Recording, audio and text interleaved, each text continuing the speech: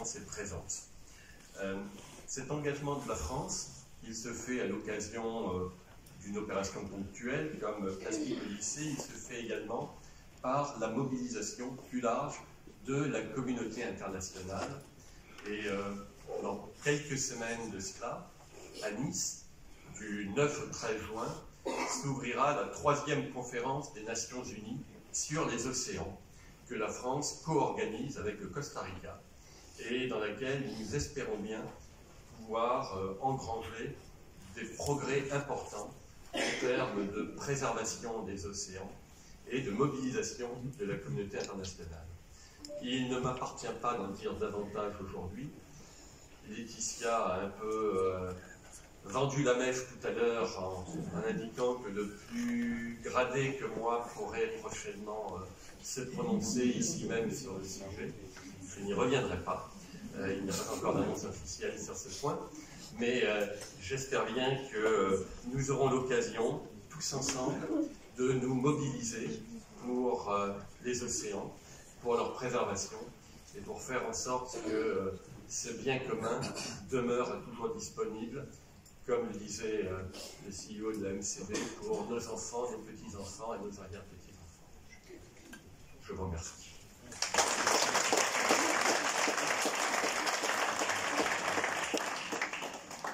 Merci, Monsieur l'Ambassadeur. Nous vous remercions la France pour l'appui dans la transition écologique du territoire.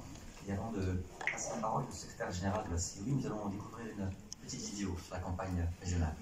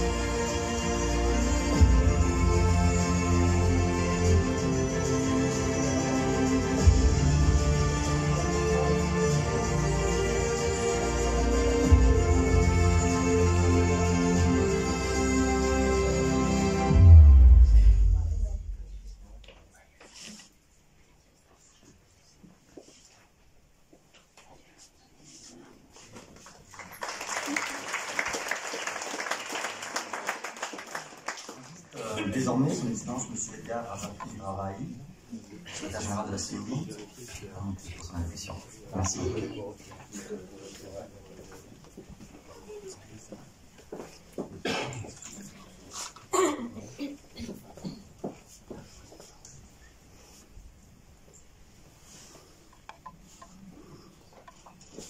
Monsieur le ministre de l'Environnement, de la gestion des déchets solides et du changement climatique, Madame la ministre déléguée de l'Environnement, Monsieur l'ambassadeur de France, Mesdames et Messieurs les représentants du corps diplomatique, Madame la directrice de l'Agence française de développement, Mesdames et Messieurs les partenaires, Mesdames et Messieurs les experts techniques, scientifiques et partenaires de mise en œuvre, toute l'équipe de la Commission de l'Océan Indien et nos chers partenaires techniques, scientifiques, culturels, chers invités. Face au défi de la pollution plastique dans l'océan Indien, la Commission de l'Océan Indien a choisi d'agir. C'est tout le sens du projet Expédition Plastique Océan Indien Exploit que nous mettons en œuvre avec le soutien de l'Agence française de développement et du Fonds français pour l'environnement mondial. Avec ses États membres, la COI accompagnera 40 porteurs de projets innovants pour lutter contre les pollutions plastiques et promouvoir une économie circulaire vertueuse. Dans chaque pays, une plateforme nationale comprenant un incubateur et un Fab Lab, soutiendra concrètement ces initiatives. Le projet Exploit s'appuie aussi sur un partenaire unique, le bateau Plastique Odyssée. Ce véritable laboratoire flottant est parti de La Réunion la semaine dernière pour une campagne de sensibilisation qui se déroulera jusqu'en juillet dans tous les États membres de la COI. À chaque escale, Plastique Odyssée embarque avec lui des démonstrations de recyclage, des expositions et surtout des festivals citoyens co-organisés avec nos partenaires locaux. Ces événements réuniront élèves, enseignants, artistes, chercheurs, journalistes, acteurs publics et des acteurs privés autour d'un même objectif, changer le regard et susciter l'engagement. Mais cette mobilisation ne s'arrête pas là, ne s'arrête pas avec le départ du navire. Dans les années à venir, nous continuerons à faire vivre ce réseau et à sensibiliser avec un objectif clair. Toucher plus de 200 écoles dans l'océan Indien, atteindre plusieurs millions de personnes grâce aux médias, aux réseaux sociaux, aux expositions, aux conférences, aux émissions radio et télé et aux animations culturelles. Le projet Exploit, c'est aussi une ambition scientifique.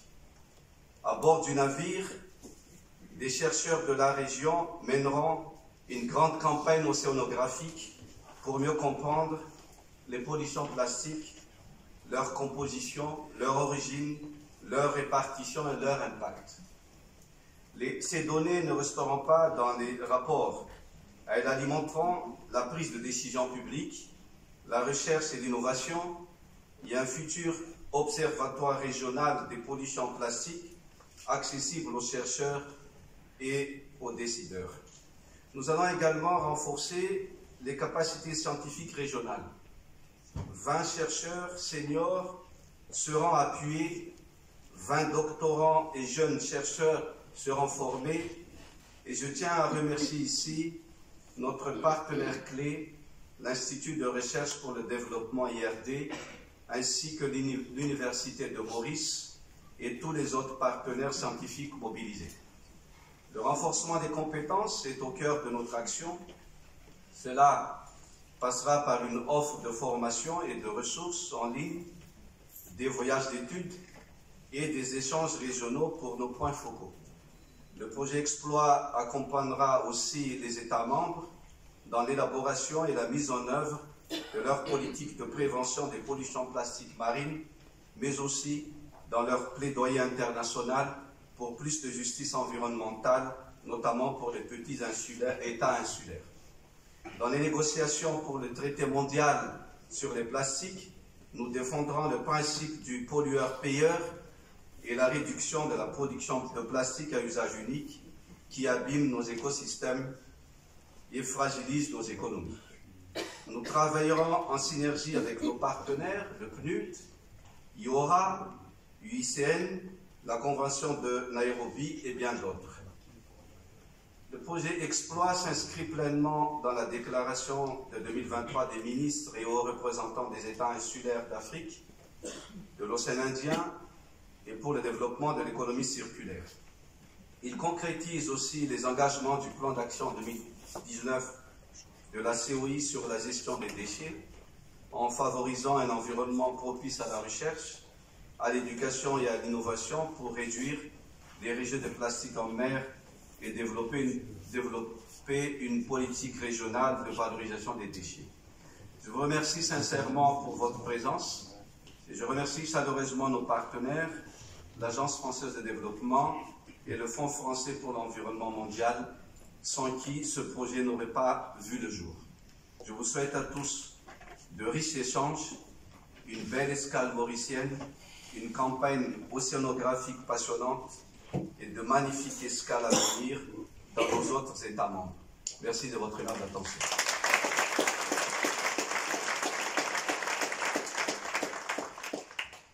Monsieur le secrétaire secrétaire général, nous saluons et remercions la CIOI et ses équipes pour leur engagement pour le bien commun de nos populations de l'océan Indien. J'invite désormais l'honorable Rajesh Bhagwan, ministre de l'Environnement, de la gestion des déchets solides et du changement climatique de la République de Maurice, pour son allocution.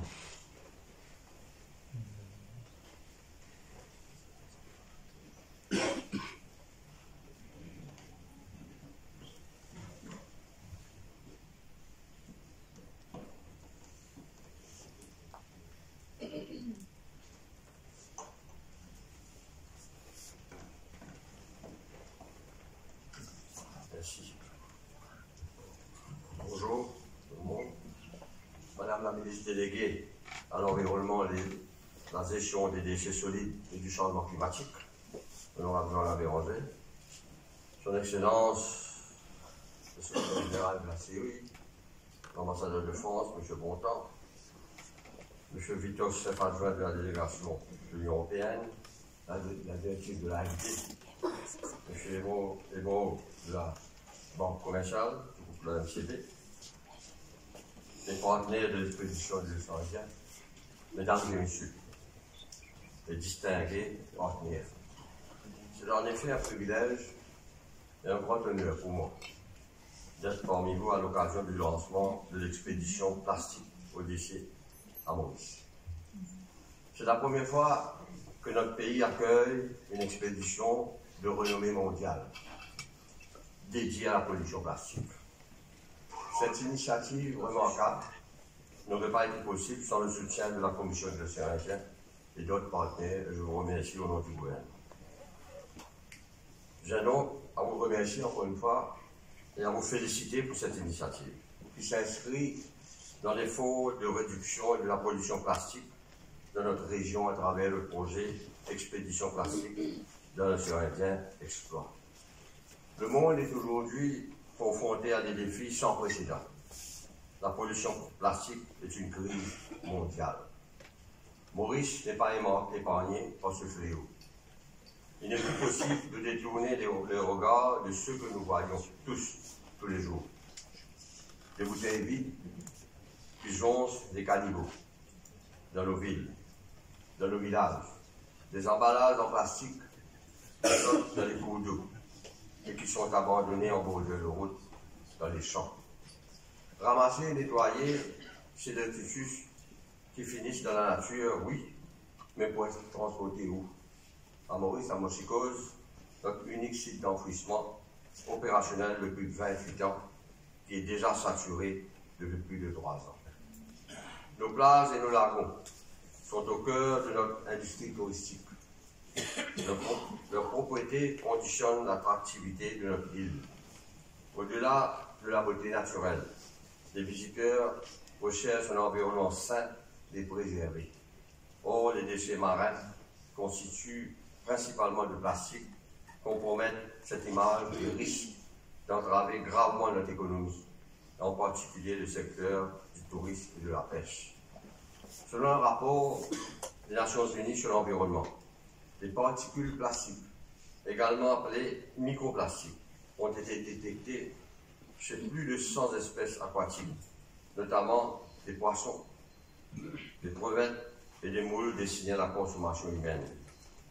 Par ailleurs, des études montrent que nous ingérons environ 5 grammes de microplastiques par semaine, soit l'équivalent d'une carte de crédit. Il ne s'agit plus simplement d'environnement, il s'agit de santé publique.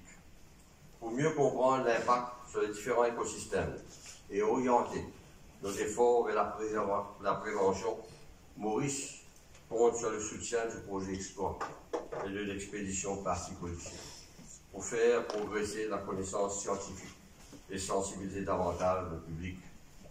Car en tant que petite île insulaire en développement, particulièrement vulnérable, Maurice subit en plein fouet les effets de la pollution plastique et du changement climatique. Bien que 2 règlements aient permis de bannir certains plastiques à usage unique, le cyclone Bellal le 15 janvier 2024, qui, ici même, dans la capitale de Port-Louis, a transformé des rues en rivières en crues et a mis en évidence l'ampleur des déchets plastiques qui s'accumulent dans nos drains et nos cours d'eau.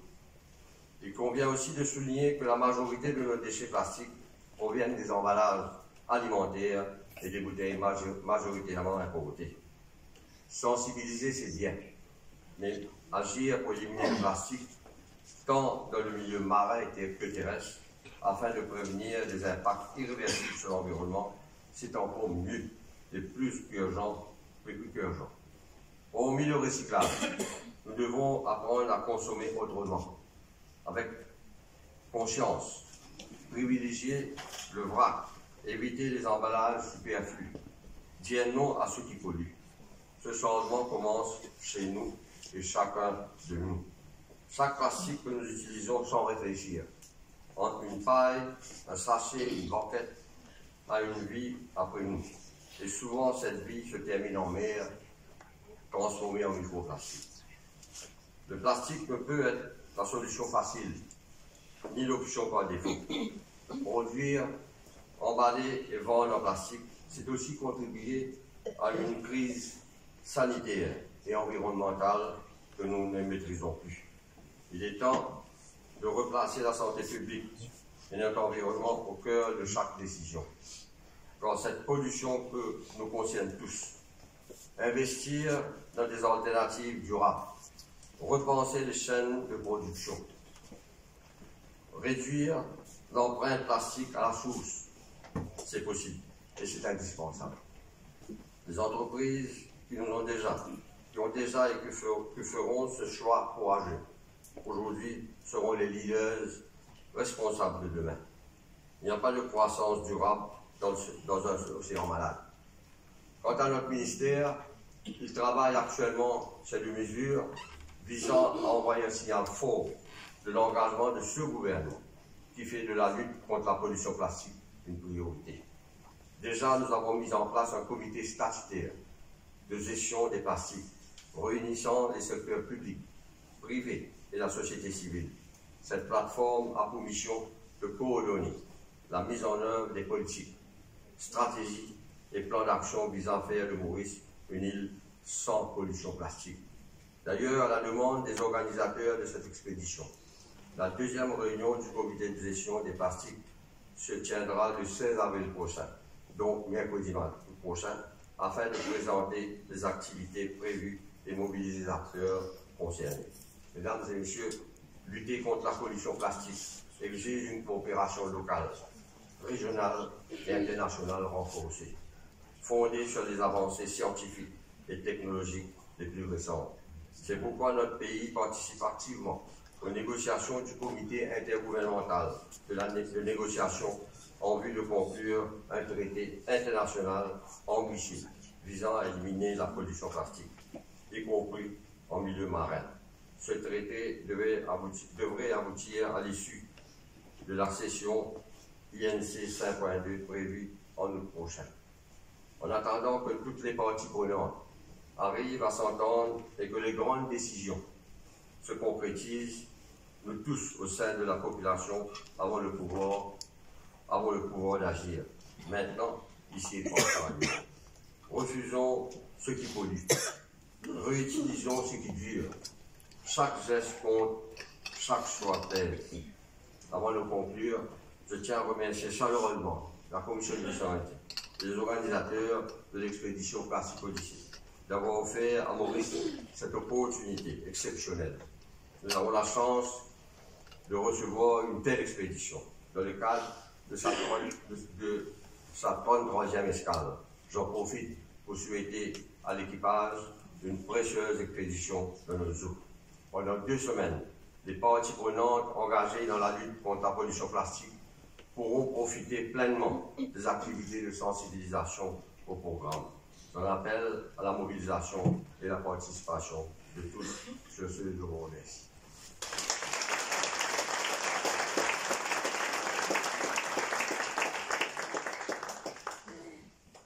Merci, Monsieur le Ministre.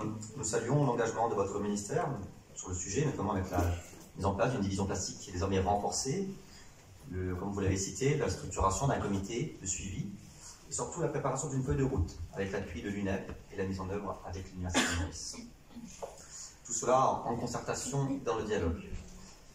Nous allons désormais passer la parole à Simon pour une présentation de tout ce qu'il a pu voir à travers son expédition avec ses équipes.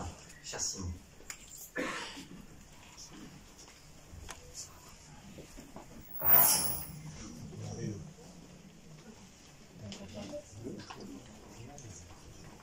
C'est une expédition dans l'expédition Plastic Odyssée. Donc je voulais revenir un petit peu sur l'origine de ce qu'on fait et puis sur ce qu'on a pu découvrir autour du monde, sur nos actions plus globalement, au-delà de ce qu'on va faire ici dans l'océan Atlantique. Alors, est-ce que vous avez une idée, déjà, on a parlé un petit peu, de la quantité de plastique qui se déverse dans l'océan, dans le monde entier Vous avez une idée, c'est dur de se représenter, mais en une minute, là, ça fait quand même un petit peu de temps qu'on parle. Combien de plastique s'est déversé dans l'océan?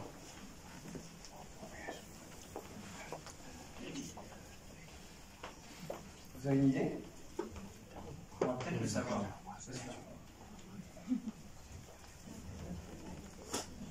On est à 20 tonnes de plastique. Alors les études scientifiques sont pas toutes unanimes. Certains disent qu'il y en a un peu moins, certains disent qu'il y en a beaucoup plus. Globalement, on peut retenir qu'il y a 20 tonnes de plastique qui se déversent dans l'océan, globalement, chaque minute. Donc c'est des quantités énormes.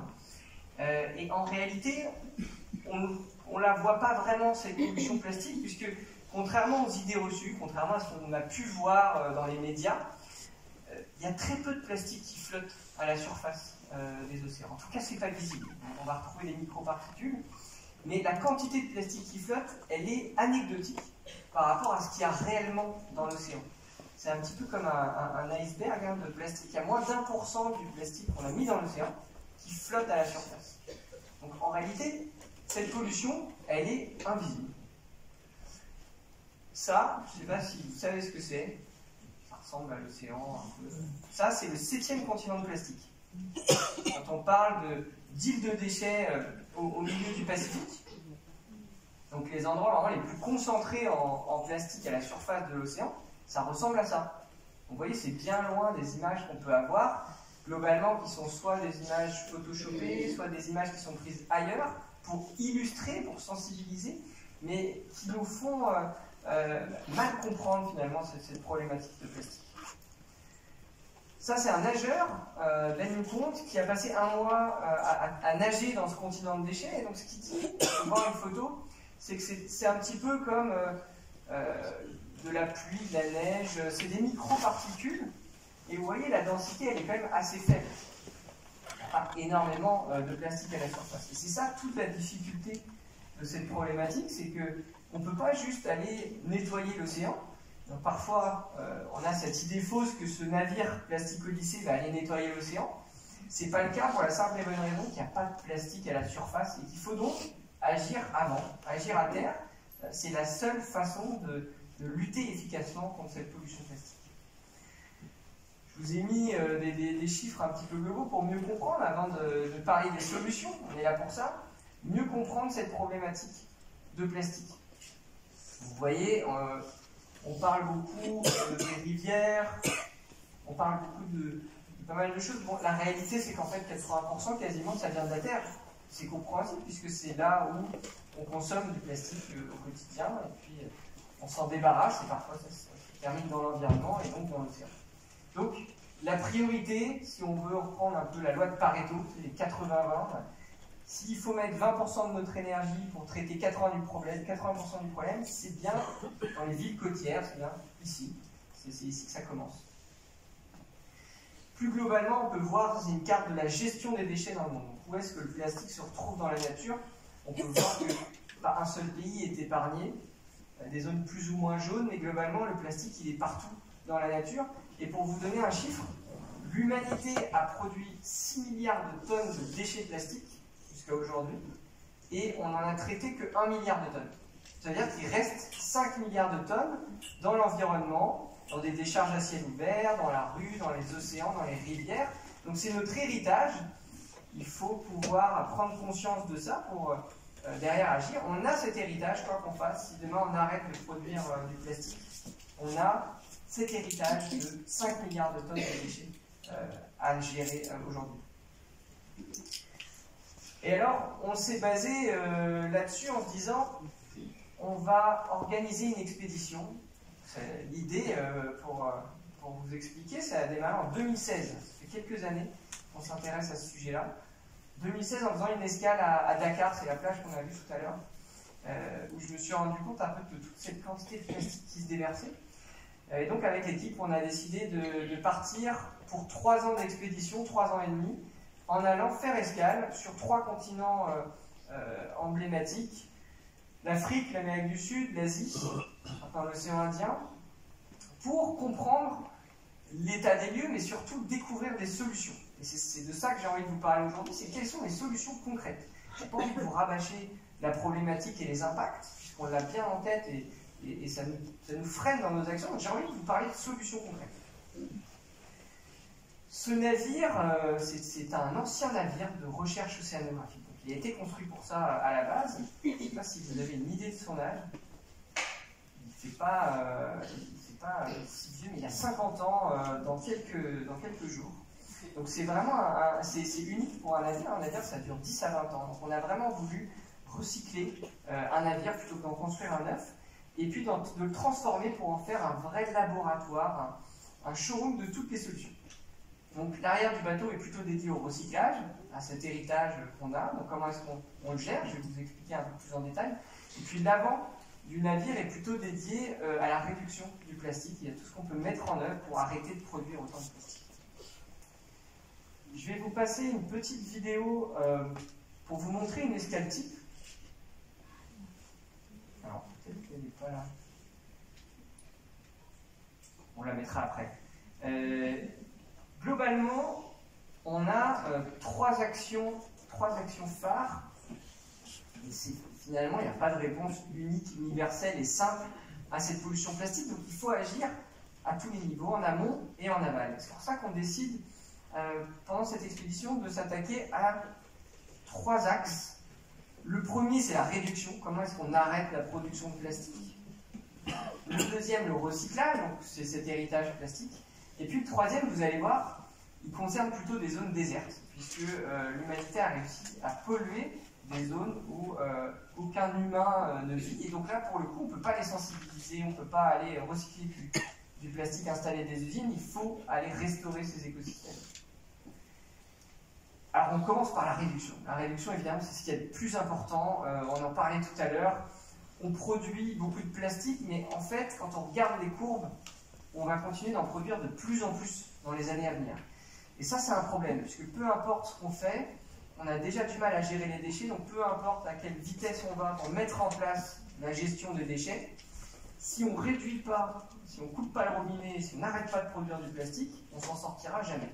Donc c'est ce qu'il faut comprendre. Vous allez voir, je vais vous parler de pas mal de solutions pour recycler et gérer les déchets, mais il faut se dire que ça, c'est des solutions pour le passé.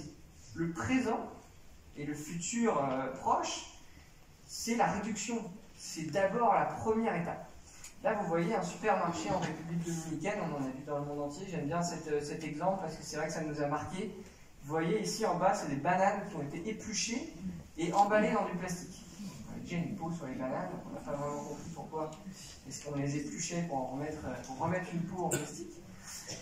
Des exemples comme ça, on en voit tous les jours, vous les connaissez, parfois c'est marquant, parfois c'est même devenu banal, c'est notre quotidien.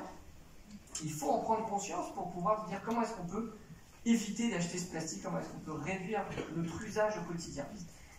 Alors notre action, elle passe beaucoup par les enfants, on l'a dit, parce qu'on considère qu'un enfant sensibilise 6 adultes, 6 à 7 adultes, parce qu'il va rentrer à la maison, on va pouvoir aller parler aux parents, aux adultes à côté, donc c'est très puissant, et les enfants ont une capacité à changer, à apprendre qui est immense, et donc à bord du bateau, on a décidé on n'a pas beaucoup de temps à chaque escale et on ne peut pas faire visiter beaucoup de monde, donc on a décidé de s'intéresser d'abord aux scolaires, aux enfants, donc on a des classes qui viennent visiter, qui viennent découvrir comment à bord du bateau, on arrive à vivre en se passant du plastique. C'est ça le message qu'on veut leur transmettre. Montrer des alternatives au plastique, montrer comment on fait ça en plastique. À La Réunion, juste escale précédente, c'est quasiment 800 enfants qui ont pu monter à bord, découvrir les films, être à prendre sur cette vie sans plastique. Donc ça a vraiment un impact qui peut être assez grand et susciter des vocations. On montre donc des solutions concrètes pour vivre sans plastique. Là, je vais vous parler d'un exemple qu'on a à bord qui est le plus marquant. C'est un système qui permet d'avoir accès à de l'eau sans bouteille plastique. Alors, ça peut paraître assez banal, mais en réalité, dans la majorité des pays dans lesquels on fait escale, l'eau n'est pas potable au robinet, le réseau d'eau n'est pas forcément potable, et donc on achète des bouteilles plastiques. Sur un bateau, c'est encore plus problématique, parce que vous imaginez 20 personnes à vivre en autonomie parfois pendant plusieurs semaines, ça fait des quantités de bouteilles. On n'imagine pas qu'il faut acheter, acheminer, et derrière, il faut s'en débarrasser. Donc on a développé avec un partenaire un système, on voit ici dans la salle des machines du navire, qui nous permet de filtrer. Donc il y a différents éléments qui nous permettent de potabiliser l'eau, de ne pas forcément utiliser de chlore ou de produits chimiques, et donc d'avoir une eau qui a bon goût, qui est agréable à boire, et donc qui nous permet d'éviter d'acheter des bouteilles plastiques. Grâce à ça, on a évité 20 000 bouteilles d'eau en 2 ans, avec 20 personnes. Ça, vous imaginez, la quantité, c'est assez fou quand on peut la mesurer. Derrière, c'est des systèmes qui peuvent être répliqués. C'est ça qu'on veut montrer. Ce qu'on veut montrer, c'est que ce qu'on fait à bord du bateau, ça peut être répliqué à terre dans les villes. Par exemple, cette unité de potabilisation de l'eau, elle peut se répliquer comme ici dans les Caraïbes, dans des unités, petites unités conteneurisées qui donnent accès à de l'eau potable, 3 fois moins cher que l'eau en bouteille plastique. Donc ça, c'est concrètement quelque chose de très simple qu'on peut mettre en place dès demain pour éviter les bouteilles plastiques. Et ça, c'est un des exemples. Évidemment, il y en a des tas d'autres à bord du bateau, puisqu'il faut se nourrir sans plastique. Donc il faut aller faire des courses pour 20 personnes, il faut cuisiner sans plastique, il faut une salle de bain sans plastique. Bref, tous les plastiques qu'on peut utiliser au quotidien, on essaie de trouver des alternatives et les partager. Donc ça, c'est vraiment la première étape importante. La deuxième étape, ce qu'on a appelé remake, parce qu'en réalité, on n'aime pas trop le terme recyclage qui est parfois décrié. Ce qu'on essaie de faire, c'est s'intéresser à l'héritage plastique, en tout cas à tout le plastique qu'on va continuer à produire en attendant de mettre en place des solutions. Et donc pour ça, on s'est dit qu'il faut trouver des solutions pour transformer ces déchets directement en objets utiles localement. On ne va pas réexporter nos déchets, retransformer du plastique, mais parce que de toute manière c'est pas rentable, on va essayer d'en faire des produits finis, on va en faire des objets qui peuvent répondre à un besoin localement, à un marché. Et aujourd'hui, c'est pour ça que les plastiques ne sont pas ramassés, c'est que ça ne vaut pas le coup. Ça coûte trop cher de se baisser pour ramasser un plastique, pour en refaire de la matière première. Le coût du pétrole est trop bas, donc le coût de la matière vierge est trop bas. C'est pour ça qu'aujourd'hui, vous voyez beaucoup de plastique, vous ne voyez pas beaucoup de cuivre ou d'aluminium, parce que c'est assez cher et donc on le ramasse pour le revendre. Le plastique, ça ne vaut pas assez cher. Donc on se dit, tiens, je vais le ramasser et je vais en faire quelque chose. Donc le seul moyen, c'est à la fois d'éviter de le transporter, parce que le transport, ça coûte cher, surtout quand c'est des sacs plastiques qui sont légers. Éviter de le transporter, ça veut dire faire du recyclage local, décentraliser la gestion des déchets. Et puis derrière, ça veut dire aussi fabriquer un objet qui a plus de valeur que la matière première. Donc c'est un peu la même chose que l'agriculteur qui va fabriquer des yaourts au lieu de vendre du lait. Nous, on va fabriquer des objets finis au lieu de vendre de la matière. Et ça, c'est toute la subtilité qui fait qu'on peut arriver, dans certains cas, à passer d'un modèle qui n'est pas rentable et qui a besoin de subventions, qui manque aujourd'hui, à un modèle qui va devenir rentable, puisqu'on va on va être en concurrence avec le bois, par exemple, le béton. Donc on va pouvoir faire des palettes de transport pour éviter de couper des arbres, on va pouvoir faire du mobilier pour les rues, des poubelles pour les villes, on va pouvoir faire des matériaux de construction, des pavés qui remplacent le béton qui pollue beaucoup, différents éléments. On peut imaginer beaucoup de choses en réalité, puisque cette matière plastique, évidemment, elle a les avantages de ses défauts, ça dure longtemps, c'est résistant, et donc autant s'en servir pour faire des choses qui vont durer longtemps, et pas essayer de refaire un paquet de chips avec un paquet de chips ou une bouteille qui va durer très peu de temps, essayer de faire des choses qui vont durer très longtemps. Un autre exemple, des tuiles, on peut vraiment imaginer toutes les formes, puisque ce plastique, on va le faire fondre, on va le mouler, et donc on va en faire un nouvel objet derrière. Alors ça, c'est un exemple, c'est pas nous, c'est un entrepreneur à Bogota. Parmi toutes ces escales, ce qu'on fait la moitié du temps, c'est de découvrir ce qui se passe déjà localement. Donc c'est apprendre des meilleures initiatives du pays. Et donc on a visité, documenté 150 entreprises de recyclage, entrepreneurs qui au quotidien transforment déjà le plastique pour en faire des objets. Donc ça c'est un bel exemple. Alors est-ce qu'il faut le répliquer? C'est une maison avec les problématiques qu'il peut y avoir en termes de normes, mais je crois que c'était un bel exemple quand même, puisque c'est un entrepreneur en Colombie, à Bogota, qui a réussi, qui fait vivre 60 000 personnes. Il a des collecteurs dans les rues, donc vraiment, qui ramassent par terre le plastique, et il arrive à créer toute cette économie jusqu'à la fabrication de maisons. Il a ses propres menuisiers et il construit des maisons comme ça. On a eu la chance de passer un week-end dedans. Il y a tous les placards de la cuisine, l'escalier, tout est fait à partir de planches plastiques. Donc ça assez incroyable, mais ça montre à quel point on peut imaginer pas mal de choses quand même avec ces déchets. Et donc l'idée, c'est qu'à chaque escale du navire, on accueille une dizaine d'entrepreneurs locaux pendant une semaine, et on crée cet échange. À la fois, nous, on apprend de ce que eux font déjà sur place, et puis on leur apprend ce qu'on a vu autour du monde. Et donc c'est une sorte de programme d'incubation qui, petit à petit, au fur et à mesure de toutes ces connaissances qu'on agrège, aujourd'hui on est devenu une école, une académie du recyclage, et ça n'existe pas. Aujourd'hui il n'y a pas d'école du recyclage, même dans les pays les plus riches, on va dire, ça n'existe pas. On ne sait pas former les gens à cette problématique du recyclage. Et donc on a créé ce programme d'incubation. Ces formations, on a commencé à répliquer des écoles de recyclage, parce que c'est quand même la première brique, si on veut derrière pouvoir monter des industries, des filières, c'est de créer ces nouveaux métiers. Ça, c'est ce qui se passe à bord du bateau. C'est la première fondation de ce qui peut se déployer derrière dans les pays.